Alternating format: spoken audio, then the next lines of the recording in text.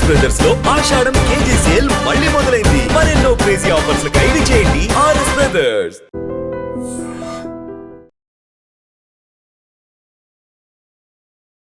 BJP అధ్యక్షుడిగా రామచంద్రరావు గారు రావడం, అంతకుముందు జరిగిన పరిణామాలు చూస్తే అది ఇంకా ఎక్స్టెన్షన్ లాగా ఎందుకు కనిపిస్తోంది సార్? ప్రాబ్లం ఎక్కడ వస్తుందంటే ఈ newcomers versus old timers గొడవ నడుస్తుంది. ఇప్పుడు రాజా సింగ్ పార్టీ నుంచి బయటికి వెళ్ళిపోయిన తర్వాత వై హీ స్పీకింగ్, ఈయన అరవింద్ ఎందుకు ఆయన గురించి మాట్లాడుతున్నాడు అనేది దాంతో పాటుగా ఈ రాజా సింగ్ని పర్సనల్ తెలుసుకుంటే I know him very well.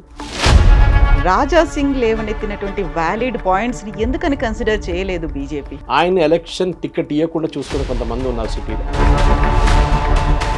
So Raja Singh resign చేస్తున్నప్పుడు కూడా అన్నమాట, నేను హిందుత్వం కోసం పోరాడాను, నాకు లైఫ్ థ్రెటనింగ్ కాల్స్ ఉన్నాయి, నాకే కాదు నా ఫ్యామిలీకి ఉన్నాయి, ఇవన్నీ చెప్పు.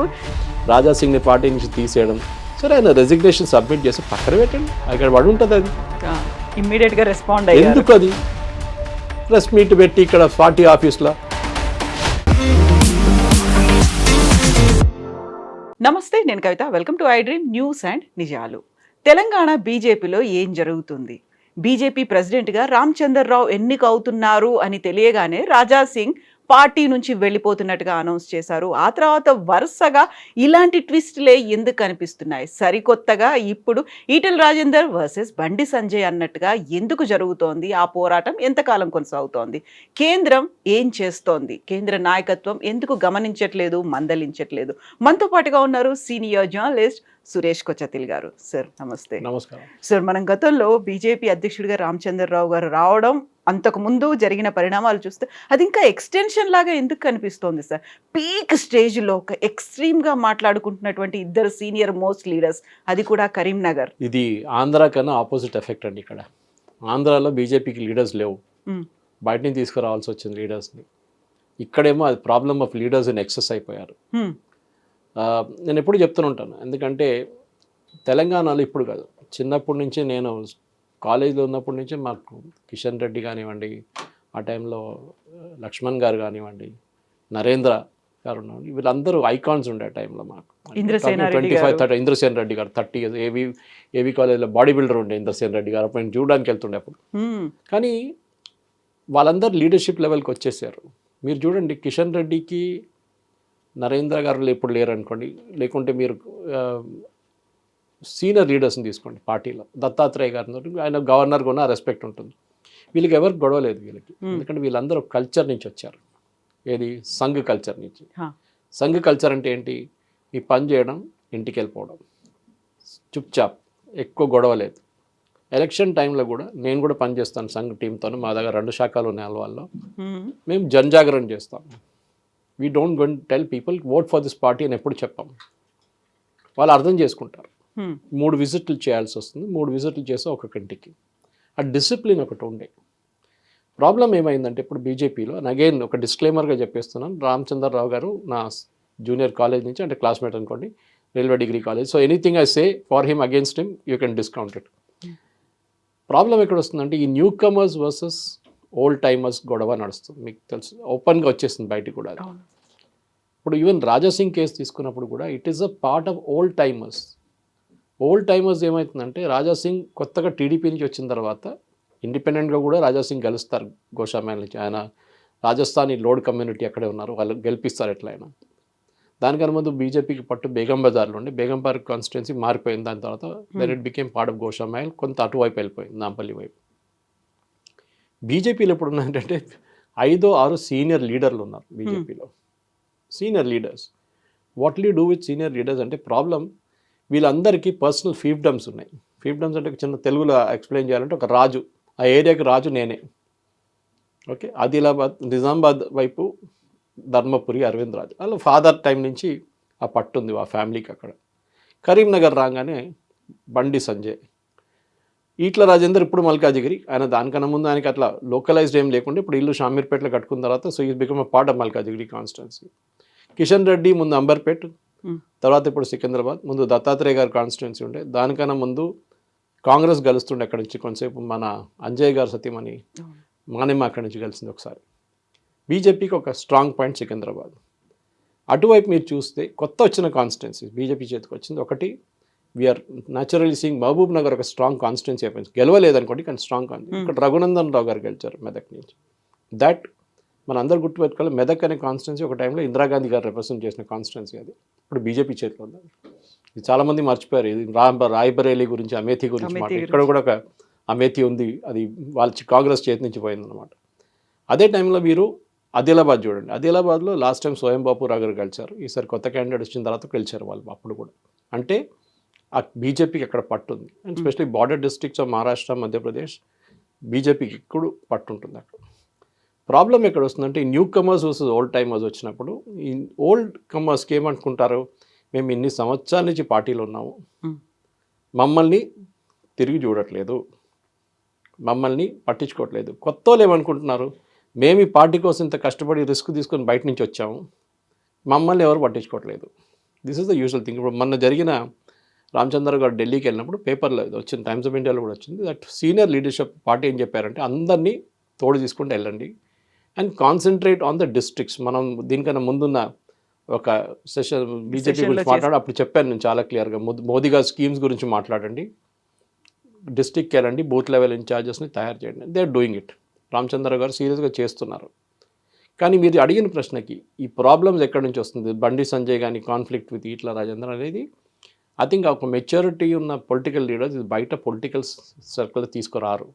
మీ డిఫరెన్సెస్ ఉంటే అక్రాస్ ద టేబుల్ మాట్లాడుకోవాల్సింది అనమాట.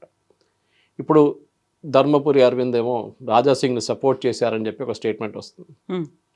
Dharmapuri Arvind I know him very well, చాలా క్లోజ్ ఫ్రెండ్ అను.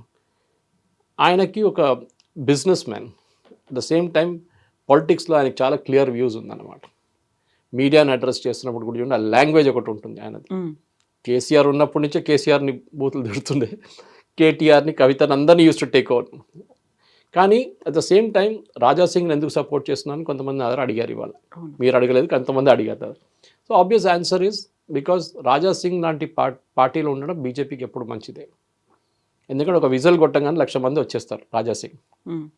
ఏ బీజేపీ లీడర్లో ఆ కేపబిలిటీ లేదు. Let us be very clear, తెలంగాణలో ఆ కేపబిలిటీ కొంతమందికే ఉంటుంది. బాలాసాహెబ్ థాకరే ముంబైలో ఉన్నప్పుడు ఆ లెవెల్ కాదు రాజాసింగ్ అని చెప్తున్నా యాజ్ అన్ ఎగ్జాంపుల్.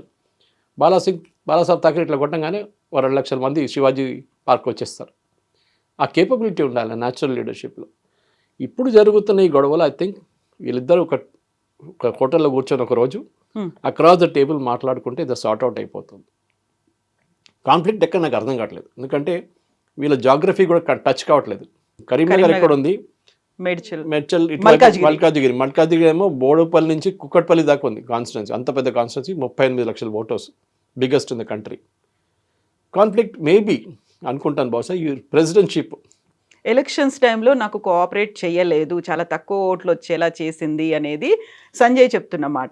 ఈయన అనే మాట ఏంటంటే, నాకు నా కాన్స్టిట్యుయెన్సీలో ఎన్ని ఓట్లు అయితే వచ్చాయో అన్ని ఓట్లు నేను నీకు ఎంపీగా ఇప్పించాను అనే మాట ఈయన అంటున్నారు.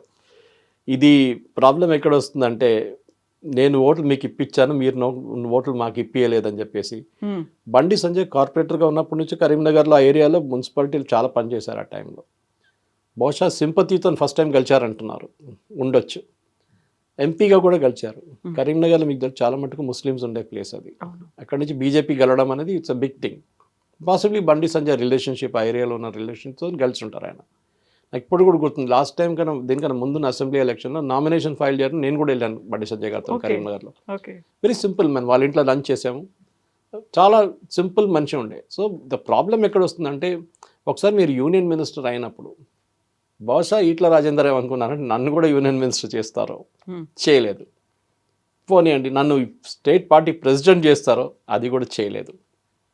నేను మొత్తం పొలిటికల్ రిస్క్ తీసుకొని బీఆర్ఎస్ నుంచి బీజేపీకి వచ్చాను. నా పొలిటికల్ కెరియర్ అంతా పక్కన పెట్టి, నంబర్ 2 ఉండే క్యాబినెట్లో నేను ఆఫ్టర్ కేసీఆర్, అది పక్కన పెట్టి ఇక్కడికి వచ్చాను. Of course he had his own reasons. ఆ బీఆర్ఎస్లో ఉంటే ఆయనకి ఏం దొరకదు, ఎందుకంటే ఫైనలీ ఫ్యామిలీ నడుస్తుంది, అంత ఫ్యామిలీ ప్రైవేట్ లిమిటెడ్ కంపెనీ అది. సో బీజేపీ, మీరు అడిగిన ప్రశ్నకి బీజేపీలో ఏంటి గొడవ అంటే, అసలు నేను చెప్తాను గొడవ లేదు యాక్చువల్లీ. అక్రాస్ ద టేబుల్ కూర్చొని సార్ట్అవుట్ చేసుకోవచ్చు. సీనియర్ లీడర్షిప్ కూడా చెప్పారంటున్నారు రామచంద్రరావు గారికి, సార్ట్అవుట్ చేయండి అని చెప్పేసి. ఎందుకంటే పబ్లిక్లో ఎప్పుడు ఇది ఇమేజ్ రాకూడదు, కొట్లాడుతున్న పార్టీ అని చెప్పి రాకూడదు. ఈ కల్చర్ వచ్చింది కాంగ్రెస్ నుంచి. మీరు కాంగ్రెస్ కేరళ యూనిట్ నుంచి చూడండి, కర్ణాటక దగ్గర, ఆ తెలంగాణలో ఇప్పుడు అంత ఫ్యాక్షనిజం లేదు, ఇక్కడ కూడా ఉంది. యాంటీ రేవంత్ రెడ్డి గ్యాంగ్ ఒకటి ఉన్నారు, ప్రో రేవంత్ రెడ్డి గ్యాంగ్ ఇంకోటి ఉన్నారు, బట్టి విక్రమార్క గ్యాంగ్ ఇంకోటి ఉన్నారు, చాలా ఉన్నాయి అట్లాంటి. కేరళలో అయితే 3 ఫ్యాక్షన్స్ ఉన్నాయి, ఒఫీషియల్ ఫ్యాక్షన్స్, వాళ్ళ పేరు కూడా అంతే. ఉమ్మన్ చాండీకి ఒక గ్రూప్ ఉంటుంది, ఏకే ఆంటనీ ఏ గ్రూప్ ఉంటుంది, అట్లాంటి సపరేట్ గ్రూప్స్ ఉన్నారు అక్కడ. వీళ్ళతో మాట్లాడరు అసలు. ఆ కల్చర్ బీజేపీకి రాకూడదు, ఎందుకంటే ఇది కార్యకర్తల పార్టీ. ఇది వాళ్ళు ఏం చూసుకోవాలంటే బేసిక్లీ మీకు డిఫరెన్స్ ఒపీనియన్ అంటే అక్రాస్ ద టేబుల్ కూర్చొని మాట్లాడుకుంటారు. మీరు అడిగిన ప్రశ్నకి సంఘ్ వాళ్ళు ఇంటర్ఫియర్ చేస్తారో వాళ్ళు చేయరు, ఎందుకంటే వీళ్ళిద్దరిలో సంఘ్ కొంచెం కనెక్షన్ ఉన్నది ఓన్లీ బండి సంజయ్, కానీ Sangh will not get interference. ఇట్లాంటి దాంట్లో వారు రారు. కానీ సీనియర్ లీడర్షిప్ లెవెల్లో కార్యకర్తల్లో ఒక నెగటివ్ ఇమేజ్ వచ్చేస్తుంది, ఏంట్రా మా లీడర్లు ఇట్లా కొట్టుకుంటున్నారు అని చెప్పేసి. అది రాకూడదు. And I think both are very mature politicians. ఇట్లా రాజేంద్ర గారికి నేను కూడా ఆయనతో క్యాంపెయిన్ కూడా చేశాను, యమున గారితో కుకట్పల్లిలో కూడా క్యాంపెయిన్ చేశాను అప్పుడు. So he's a very mature man. కానీ ప్రాబ్లం ఎక్కడ వస్తుందంటే ఈ ఎక్స్పెక్టేషన్ సెట్టింగ్స్ అంటారు ఇంగ్లీష్లో. నన్ను ఇక్కడ దాకా తీసుకెళ్తా అన్నారు, కానీ ఇక్కడ దాకా తీసుకొచ్చారు. ఇప్పుడు గ్యాప్ మిగిలిపోయింది. ఈ గ్యాప్ తీసుకెళ్ళి నీ మంచి ఈయన చేస్తాడని చెప్పి, ఈయన యూనియన్ మినిస్టర్గా ఉందని చెప్పి ఇన్ఫ్లుయెన్స్ చేస్తాడని అట్లేం లేదండి. I think it's a matter of perception. వీళ్ళిద్దరు కూర్చొని మాట్లాడుకుంటే బీజేపీకి మంచిది, ఎందుకంటే 8 సీట్లు వచ్చిన లోక్సభలో 8 సీట్లు అసెంబ్లీలో వచ్చిన తర్వాత కూడా బీజేపీకి చూడండి గ్రోత్ కావాలంటే బీఆర్ఎస్ని పక్కన పెట్టాల్సి వస్తుంది, బీఆర్ఎస్ని అన్సీట్ చేయాల్సి వస్తుంది. కానీ బీఆర్ఎస్ అగ్రెసివ్నెస్ తగ్గట్లేదు. కేటీఆర్ గారు కానీ కేసీఆర్ గారు కానీ కవితా పాలిటిక్స్ అలాగే ఉంటుంది. అది వాళ్ళు ఇప్పుడు కూడా మార్కెట్లో ఉన్నారు, still in the market, election market. BJP grow కావాలంటే వాళ్ళని ముందుకు ఎందుకు దింపాలి? First target should not be Revanth Reddy, first target should be BRS. So వీళ్ళిద్దరు కూర్చొని మాట్లాడుకుంటే బీఆర్ఎస్ని ఫినిష్ చేసుకోవచ్చు, ఎందుకంటే ఇద్దరికి పెద్ద పట్టు ఉంది. అండ్ ఎస్పెషల్లీ ఈటల రాజేందర్ గారికి ఈ నోస్ బీఆర్ఎస్ ఎట్లా ఫంక్షన్ చేస్తారు. అక్కడి నుంచి చాలామంది నేతలు ఆయనతో వచ్చారు బీజేపీకి కూడా. కానీ ఈగో ప్రాబ్లమ్స్ పక్కన పెట్టడం, ఐ థింక్ నేను చెప్పక్కర్లేదు, they very very senior leaders, I mean nobody in front of dum.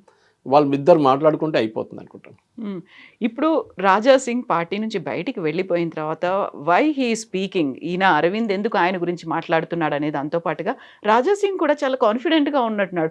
Gosha మహల్కి by election రాదు, ఎలాగైనా నన్ను మళ్ళీ బీజేపీ పిలుస్తుంది అనేటువంటి ఒక నమ్మకం నాకు ఉంది అనేది. సో ఇక్కడేమో అలిగిపోయారు బయటికి రాష్ట్ర నాయకత్వం మీద. కేంద్ర నాయకత్వం కూడా ఓకే అని చెప్పింది, ఆయన చేసిన రాజీనామాని యాక్సెప్ట్ చేసింది. But how is it possible, నన్ను మళ్ళీ బీజేపీ పిలుస్తుంది అనే నమ్మకంతో రాజా సింగ్ ఎలా చెప్తున్నారు? ఈ రాజా సింగ్ని పర్సనల్ తెలుసుకుంటే I know him very well. Raja Singh ఒక ఇంపల్సివ్ పర్సన్. ఓకే, జాకే మార్కే ఆరే అంటారు అంతే. ఈ డజంట్ మీన్ ఇట్ అని కొట్టరామని చెప్పలేదు, కానీ ఆ చెప్పే లాంగ్వేజ్ అట్లా ఉంటుంది.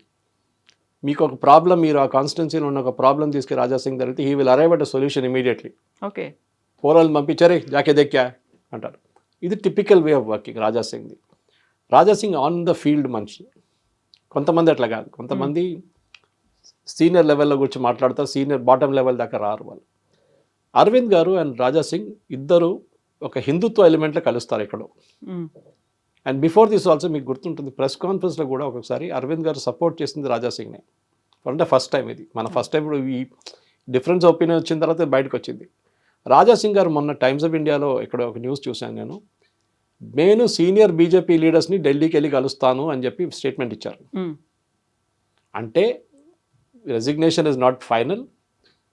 పార్టీ నుంచి ఇప్పుడు దీనికన్నా ముందు కూడా ఒకసారి సస్పెండ్ అయ్యారు, ఆయన బయట నుంచి వచ్చిన మనిషి, ఈ can easily get back to the party అని ఆయనకు కాన్ఫిడెన్స్ ఉంది. బీజేపీకి కూడా తెలుసు గోషా మహల్ నుంచి ఇంకే క్యాండిడేట్ పెడితే కూడా వాళ్ళు గెలవరు. అది రాజా సింగ్ ఏరియా, అది రాజస్థానీ లోడ్ కమ్యూనిటీ. ఆ కమ్యూనిటీ నుంచి ఇంకో మనిషిని పెడితే ఇంకో మాట, కానీ యాజ్ ఆన్ రాజా సింగ్ ఉన్నప్పుడు అక్కడి నుంచి గెలవాలి. So BJP should use it as an advantage. Okay, శోభయాత్రలు చేయడం ఒకటే కాదు రాజా సింగ్ స్ట్రెంగ్త్. ఆయన ఒకసారి భైసాకి వెళ్తే నేను వెళ్ళాను, గుర్తుంటుంది మీకు, అప్పుడు పెద్ద రైట్స్ జరిగాయి అక్కడ, ఆ కమ్యూనల్ రైట్స్ లాంటి అక్కడ జరిగినప్పుడు నేను కూడా అక్కడ వెళ్ళాను. రాజా సింగ్ పట్టు అక్కడ చూశాను నేను. ఆయన ఇస్తున్న స్పీచెస్ కానీ, ఆయన ఒక్కొక్కసారి వెళ్ళి ఫ్యామిలీ మెంబర్స్ని కలవడం కానీ లోకల్ లీడర్స్ చేయలేకపోయారు. అది అంత ఇంపాక్ట్ ఆ టైంలో. అంటే అక్కడి నుంచి హైదరాబాద్ నుంచి సిటీ నుంచి వచ్చి ఒక మనిషి నిజామాబాద్ వైపు దాకా వచ్చి అక్కడ వచ్చి బైన్సా కానీ ఆదిలాబాద్ ఆ డిస్ట్రిక్ట్స్ అంతా తిరగడం అనేది చాలా ఇంపార్టెంట్.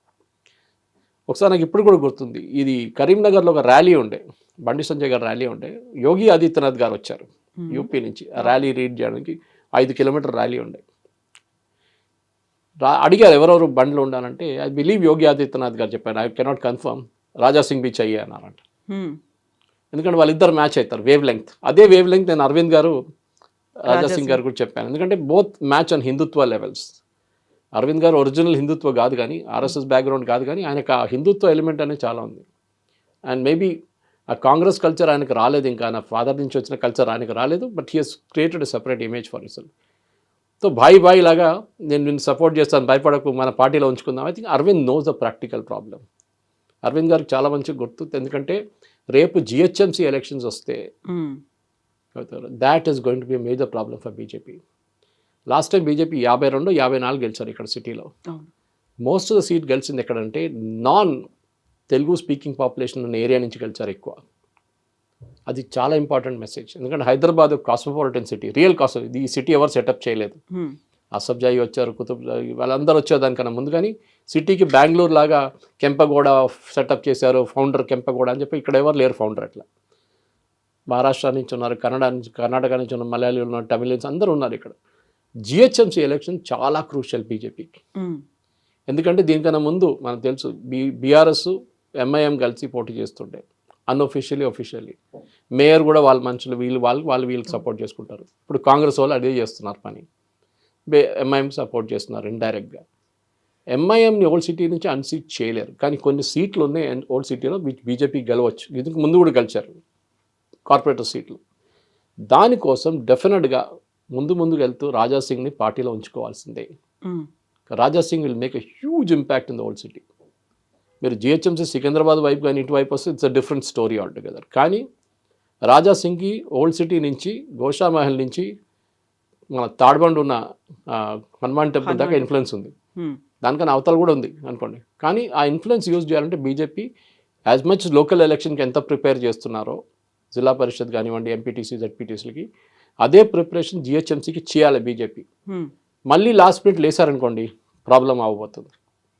అక్కడే the relationship between Raja Singh and Arvind will come to the fore అనమాట. అక్కడ వాళ్ళిద్దరికి ఒక సింబయోటిక్ రిలేషన్షిప్ ఉంది వాళ్ళిద్దరికి. సో ఇప్పుడు బీజేపీకి జిహెచ్ఎంసీ ఎలక్షన్స్లో రాజా సింగ్ అవసరము అనుకున్నప్పుడు రాజా సింగ్ లేవనెత్తినటువంటి వ్యాలిడ్ పాయింట్స్ని ఎందుకని కన్సిడర్ చేయలేదు బీజేపీ?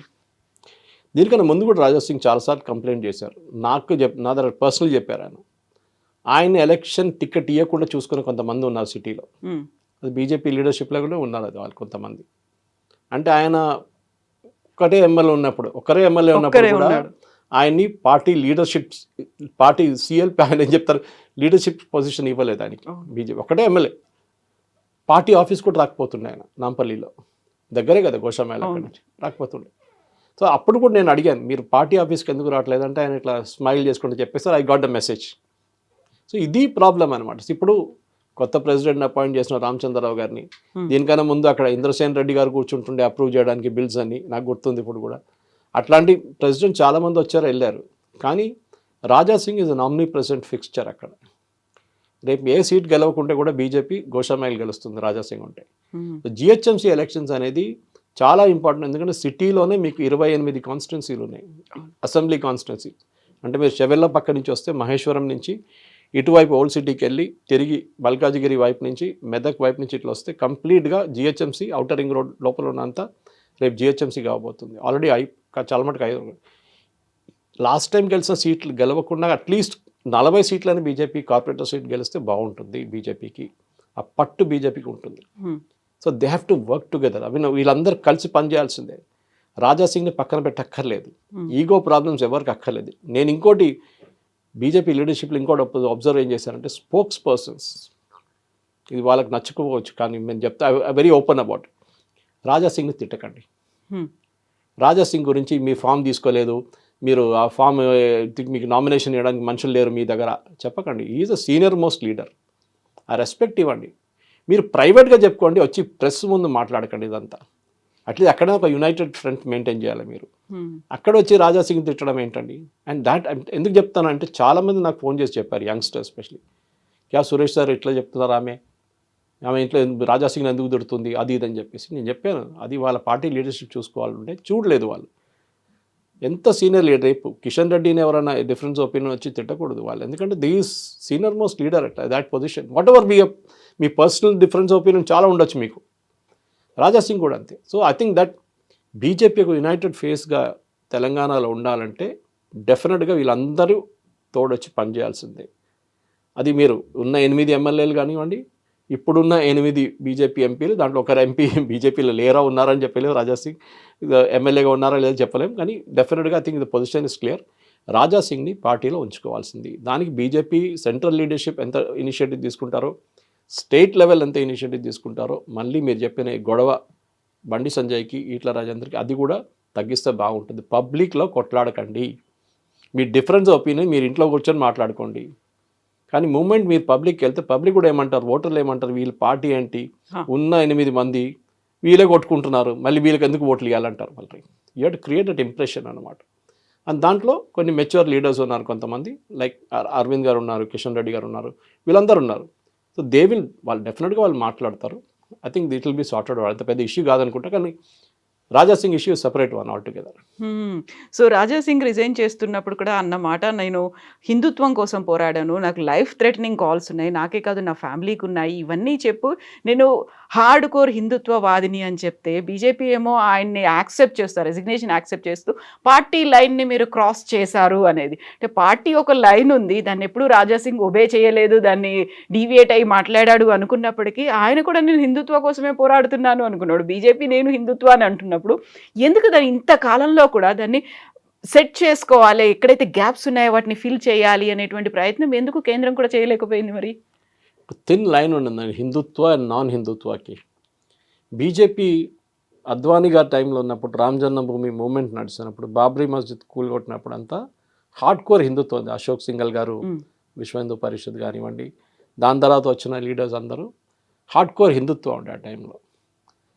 మోదీ గారు వచ్చిన దాకా ఫస్ట్ టర్మ్లో హార్డ్ కోర్ హిందుత్వనే ఉండే డెఫినెట్గా. ఇప్పుడు కూడా మోదీ గారిని అండ్ బీజేపీని ఫారిన్ పబ్లికేషన్స్ అంతా హార్డ్ కోర్ హిందూ పార్టీ అంటారు, right wing Nationalist Hindu party అంటారు బీజేపీని. కానీ బీజేపీ ఆన్ ఇట్స్ ఓన్ ఏమంటున్నారంటే మాకు ఒక బ్రాడర్ ఆడియన్స్ కావాలి, దీనికి కన్ఫైన్ ఉండదు, మాకు బోరా ముస్లిమ్స్ ఓట్ వేయాలి, మాకు షియా ముస్లిమ్స్ ఓట్ చేయవచ్చు, కొంతమంది క్రిస్టియన్స్ ఓట్ వేస్తారు. ఫర్ ఎగ్జాంపుల్ త్రిశూర్లో సురేష్ గోపి ఎట్లా గెలిచారు, ఈ one purely because of Christian oats. So అట్లాంటి పరిస్థితుల్లో మేము మా ఫిలాసఫీని కొంచెం డైల్యూట్ చేస్తాము. మేము రాజాసింగ్ లాంటి ఉంచుకుంటే మాకు ప్రాబ్లం వస్తుంది, ఎందుకంటే ఆయన చాలా కట్టర్గా మాట్లాడుతూ, వినయ్ కటియార్ అని చెప్పి మనకందరూ senior most leaders they are that time Hindutva movement. వాళ్ళు మాట్లాడుతున్నప్పుడు స్వాతి రితంబరా వీళ్ళందరూ ఉన్నారు. కొంతమందికి బీపీ చాలా ఎక్కువైపోతుంది ఆ టైంలో మాటలు వినంగానే. కానీ సేమ్ టైం బీజేపీ వాళ్ళ కోర్ ఐడియాలజీని మర్చిపోకూడదు. That is one of my as a political thinker నాది అదొకటి. మీ కోర్ ఓటర్ బేస్ని మీరు ఎప్పుడు మర్చిపోకూడదు. హిందువులు, మీరు ఆ హిందువుల్ని పక్కన పెట్టి మీరు కొత్త మార్కెట్కి వెళ్ళినప్పుడు ఈ హిందువులు వెళ్ళిపోతారు ఎక్కడికో. And that is exactly what happened in west Bengal. West బెంగాల్లో ఫస్ట్ టైం బీజేపీ చాలా బాగా పర్ఫామ్ చేసింది మమతా బెనర్జీ తర్వాత ఫస్ట్ ఎలక్షన్లో 2014, 2018లో. దాని తర్వాత బీజేపీ వాళ్ళ కార్యకర్తలను చూసుకోలేదు. వెస్ట్ బెంగాల్లో చాలామందిని చంపేశారు టీఎంసీ వాళ్ళు.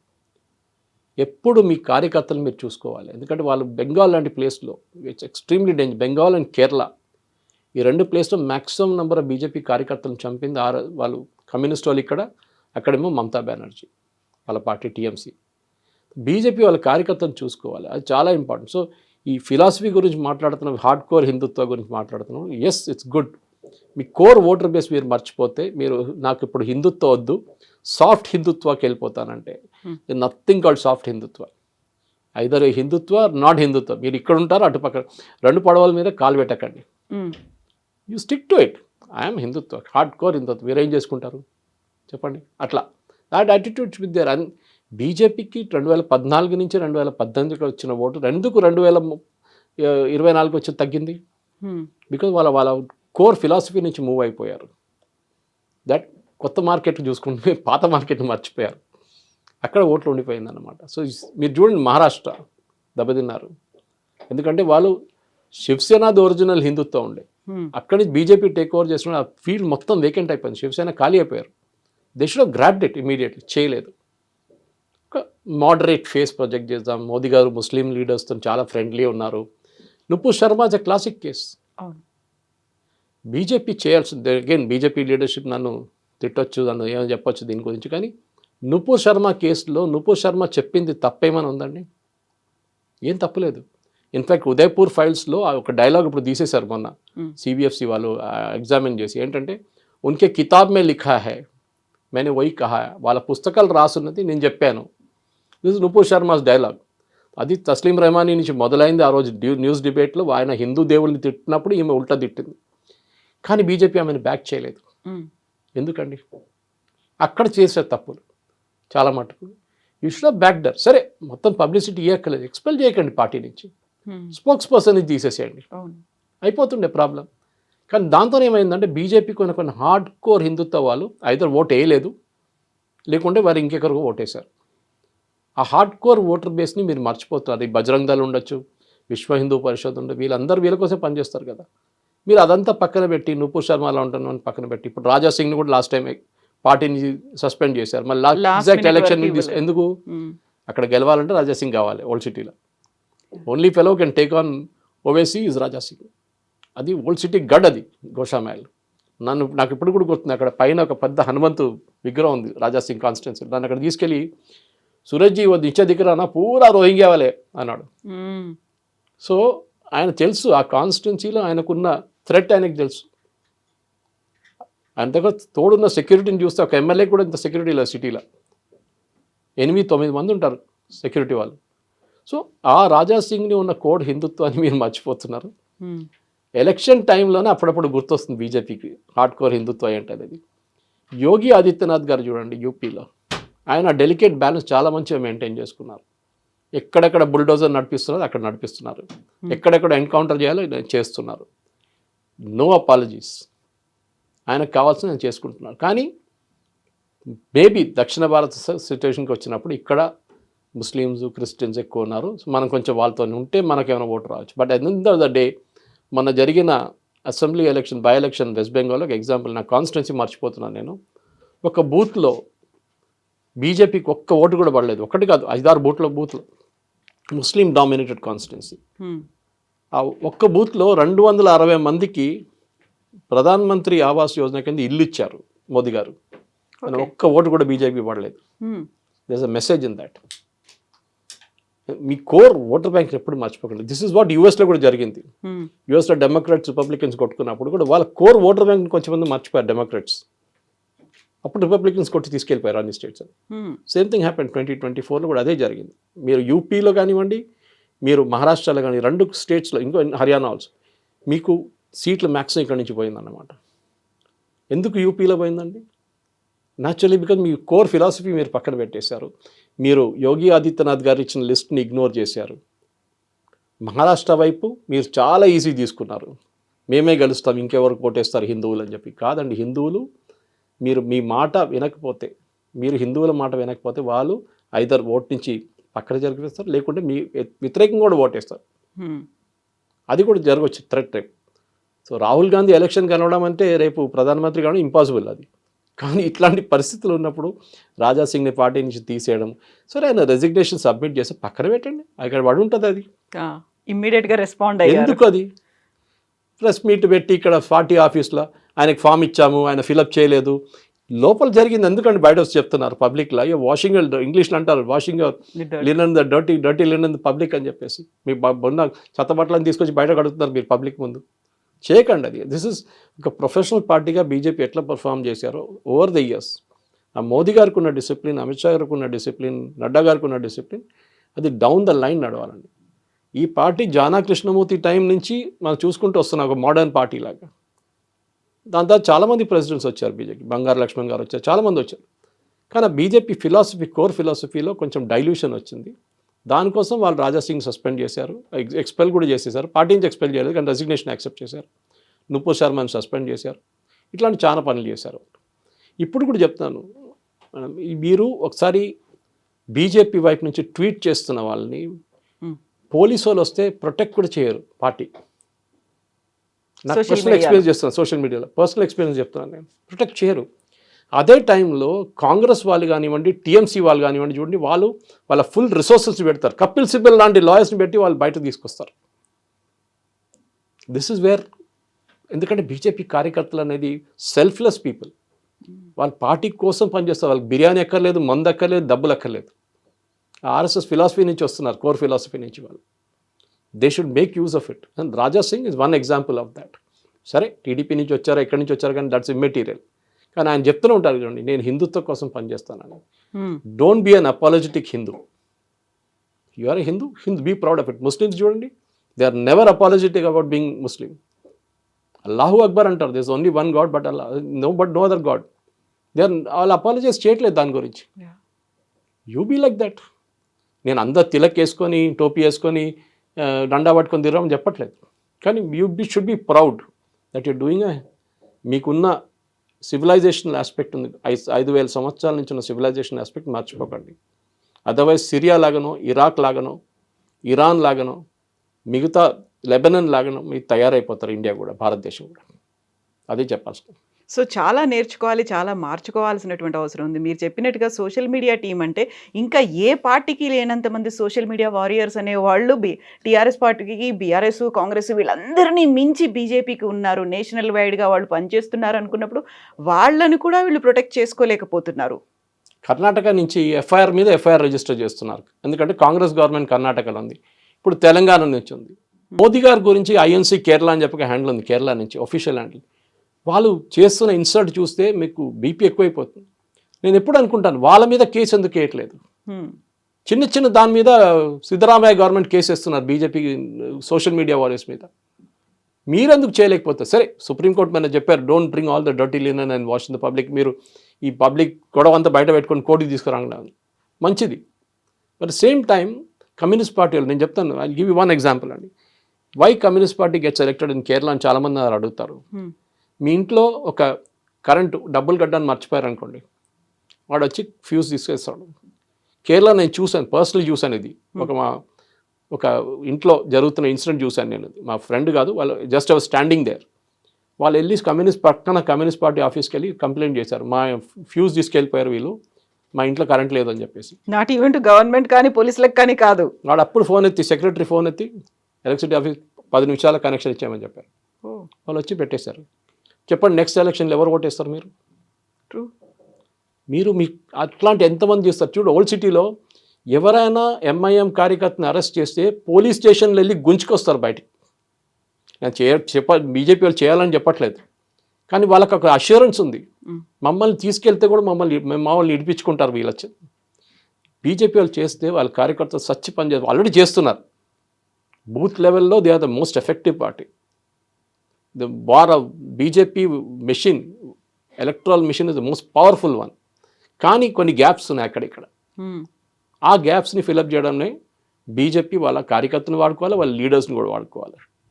ఇదొక్కటే పార్టీ, ప్రైవేట్ లిమిటెడ్ కానీ పార్టీ అదొకటే మిగిలింది. కమ్యూనిస్ట్ పార్టీ ఉన్నారు, బీజేపీ ఉన్నారు. ఇది రెండే కార్డర్ బేస్ పార్టీస్. కమ్యూనిస్ట్ వాళ్ళైతే మ్యూజియంలో పెట్టేసేయాలి, వాళ్ళు అయిపోయింది వాళ్ళది. బీజేపీ మిగిలిన వాళ్ళ కార్యకర్తలను చూసుకోవాలి, లీడర్లను కూడా చూసుకోవాలి. సో ఇప్పుడు ఉన్నటువంటి టైం కూడా చాలా తక్కువ ఉంది. రాజ్ సింగ్ చెప్పినట్టుగా ఇప్పుడు డబుల్ ఇంజన్ సర్కార్ కేంద్రంలో ఉంది, రాష్ట్రంలో కూడా రావాలి అనుకుంటే ఇక్కడ దాన్ని రావాలి అనేటువంటి భావన, అభిప్రాయం ఇక్కడ ఉన్నటువంటి లీడర్లకే లేదేమో అనిపిస్తోంది అనే మాట. నేను ముందు కూడా చెప్తాను, రామచంద్ర గారికి మళ్ళీ చెప్తున్నాను, అగైన్ యాజ్ ఎ క్లాస్మేట్, మీరు జిహెచ్ఎంసీ క్యాండిడేట్స్ని ఇప్పుడే అనౌన్స్ చేయండి. వాళ్ళకి ఎలక్షన్ ఎప్పుడైనా జరగవచ్చు, వాళ్ళకి 6 నెలల్లో సంవత్సరంలో పని చేయడానికి టైం ఇవ్వండి ఫీల్డ్లో. అప్పుడు మీరు నెక్స్ట్ ఎలక్షన్ గెలుస్తారు. ఆల్రెడీ మీ దగ్గర 40 మంది ఉన్నారు ఆల్రెడీ. దాన్ని కొంతమంది బీఆర్ఎస్ వాళ్ళు కొనుక్కున్నారు, కొంతమంది కాంగ్రెస్ వాళ్ళు కొనుక్కున్నారు. ఉన్న వాళ్ళని రివార్డ్ చేసి ఇప్పుడే వాళ్ళ క్యాండిడేచర్ అనౌన్స్ చేయండి, మిగతా సీట్లు కూడా అనౌన్స్ చేయండి. కొంత రెబెల్స్ ఉంటారు, కొంతమంది గొడవ పెడతారు, నో ప్రాబ్లం.